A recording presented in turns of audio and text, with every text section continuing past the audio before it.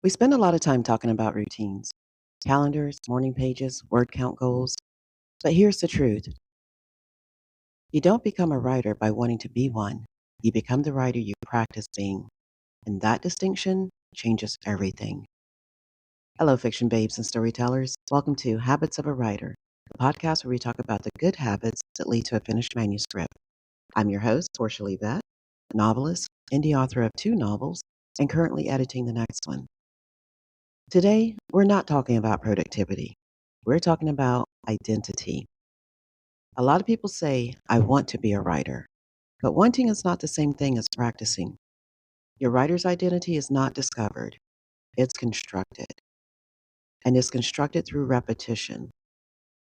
If someone followed you around for a week, would they consider that writing matters to you? Not because of what you say, but because of what you repeat. You become the writer you rehearse daily.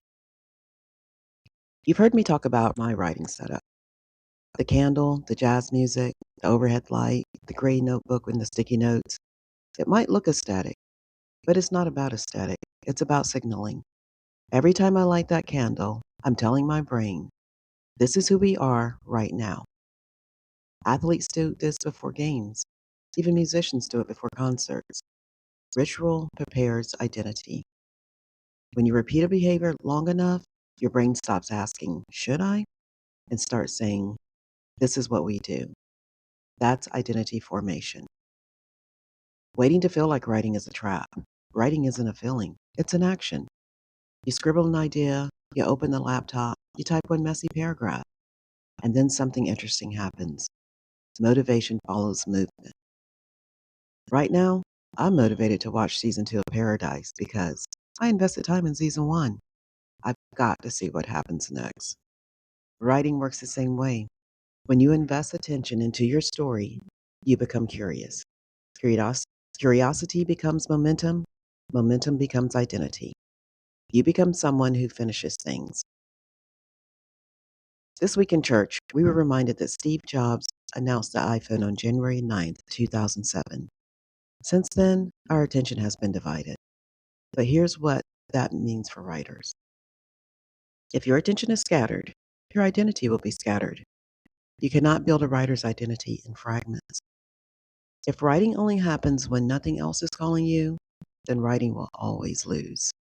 Which is why quiet time is not indulgent. It's necessary. Silence allows you to hear your own thinking. And hearing your own thinking is how voice develops. Your writer's identity is shaped in silence, not in noise. There was a time when waking up at 2 a.m. worked for me. If I tried that now, nothing would get done. Identity is not rigid. It evolves with life. What matters is not the time of day. What matters is the repetition. I know what day each task needs to be done. I am not burdened by my schedule. I am prepared. Prepared writers write. Unprepared writers, they wait. You become the writer you practice being. So let me ask you something deeper. How do you currently identify as a writer? Are you someone who starts often but finishes rarely? Talks about writing more than writes?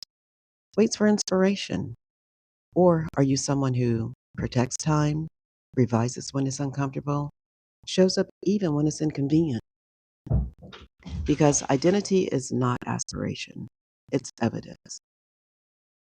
You don't wake up one day and magically feel like a writer.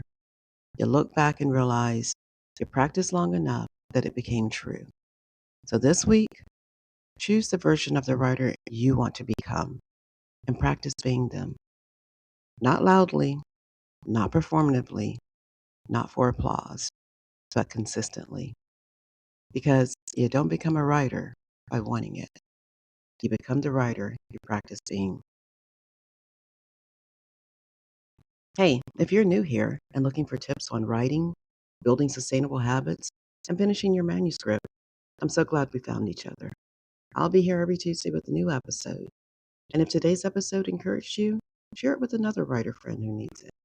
Until next time, happy writing, my friends. Again, my name is Portia Vet, and this is Habits of a Writer.